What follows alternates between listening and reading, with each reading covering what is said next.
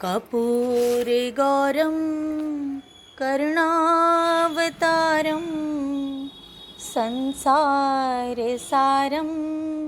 भुजगेन्द्रहारं सदा वसन्तं हृदयारविन्दे भवं भवानी सहितं नमामि। हर हर महादेव। आप सभी भक्तों को त्रयोदशी व्रत की हार्दिक शुभकामनाएं।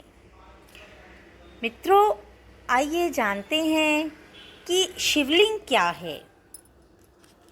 शिवलिंग शंकर भगवान का सुखमय, निर्मल एवं सनातन रूप है। इसकी जो भक्ति भाव से पूजा करता है उसकी समस्त मनोकामनाएं पूर्ण हो जाती हैं। दरिद्रता, रोग, दुख तथा शत्रु जनित पीड़ा, ये सभी पाप तभी तक मनुष्य को दुख देते हैं जब तक वह शंकर भगवान की पूजा नहीं करता। ब्रह्म मुहूर्त में शयन से उठकर जगदम्बा पार्वती सहित भगवान शिव का स्मरण करें तथा दोनों हाथ जोड़कर मस्तक झुकाकर भक्ति पूर्वक उनसे प्रार्थना करें। हे देवेश्वर, उठिए उठिए, मेरे हृदय मंदिर में शयन करने वाले देवता उठिए। उमाकांत उठिए और ब्रह्मांड में सबका मंगल कीजिए। मैं धर्म को जानता हूँ, परंतु मेरी उसमें प्रवृत्ति नहीं होती। मैं अधर्म को जानता हूँ, परंतु मैं उससे दूर नहीं हो पाता। महादेव, आप मेरे हृदय में स्थित होकर मुझे जैसी प्रेरणा देते हैं वैसा ही मैं करता हूँ। इस प्रकार प्रार्थना करके गुरुदेव के चरणों का स्मरण कीजिए। आइए, किस तरह भगवान शिव ने विष्णु जी को सुदर्शन चक्र प्रदान किया था, उस विषय में एक छोटी सी कथा सुनते हैं। एक समय की बात है, दैत्य अत्यंत प्रबल होकर लोगों को पीड़ा देकर धर्म का लोप करने लगे। उनसे पीड़ित होकर देवताओं ने देव रक्षक भगवान विष्णु से अपना सारा दुख कहा। तब श्री हरि कैलाश पर जाकर भगवान शिव की विधि पूर्वक आराधना करने लगे।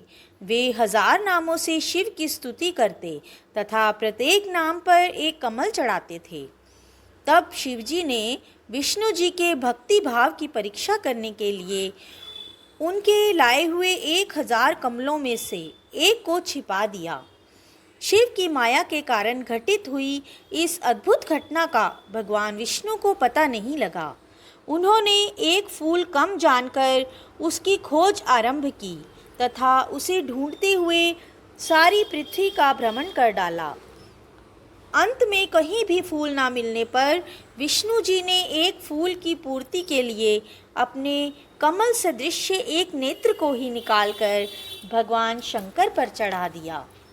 यह देख सबका दुख दूर करने वाले भगवान शंकर बड़े प्रसन्न हुए और वहीं प्रकट हो गए और बोले, हे हरे, मैं तुम पर प्रसन्न हूँ और तुम्हें मनोवांछित वस्तु दूंगा। तब विष्णु जी बोले, हे नाथ, दैत्यों ने सारे जगत को पीड़ित कर रखा है तथा मेरे अपने अस्त्र शस्त्र दैत्यों के वध में काम नहीं देते, इसीलिए मैं आपकी शरण में आया हूँ। श्री विष्णु का यह वचन सुनकर देवाधिदेव महेश्वर ने तेजो राशिमय अपना सुदर्शन चक्र उन्हें दे दिया।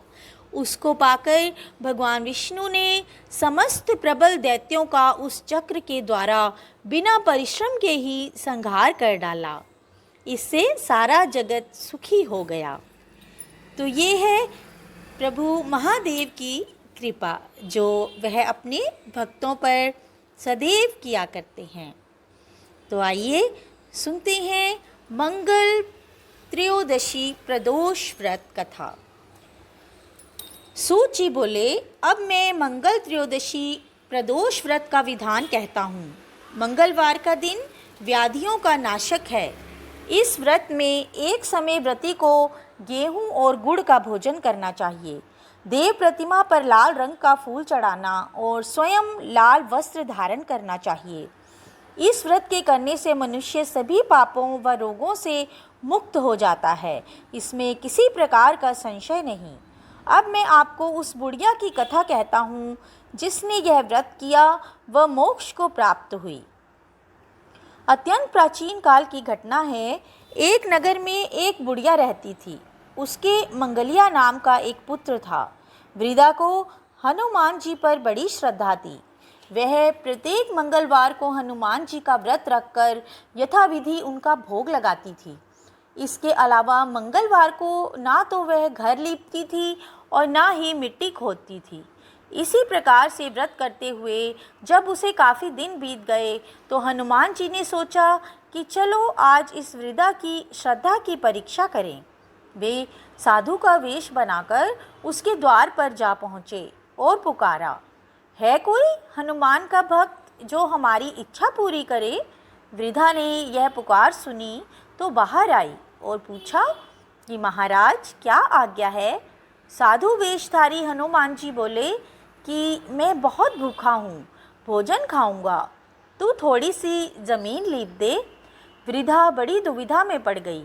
अंत में हाथ जोड़कर प्रार्थना की, हे महाराज, लीपने और मिट्टी खोदने के अतिरिक्त जो काम आप कहें वह मैं करने को तैयार हूँ।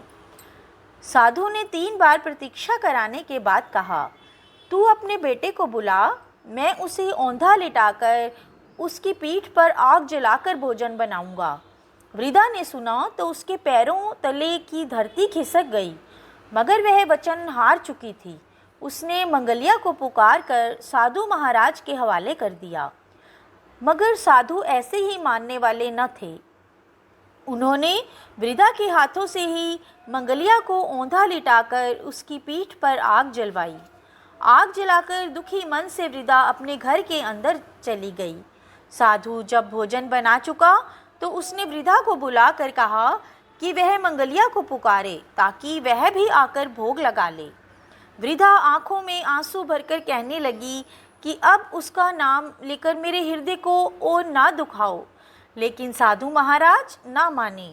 तो वृद्धा को भोजन के लिए मंगलिया को पुकारना पड़ा। पुकारने की देर थी कि मंगलिया बाहर से हंसता हुआ घर में दौड़ा आया। मंगलिया को जीता जागता देखकर वृद्धा को सुखद आश्चर्य हुआ। वह साधु महाराज के चरणों में गिर पड़ी। साधु महाराज ने उसे अपने असली रूप के दर्शन दिए।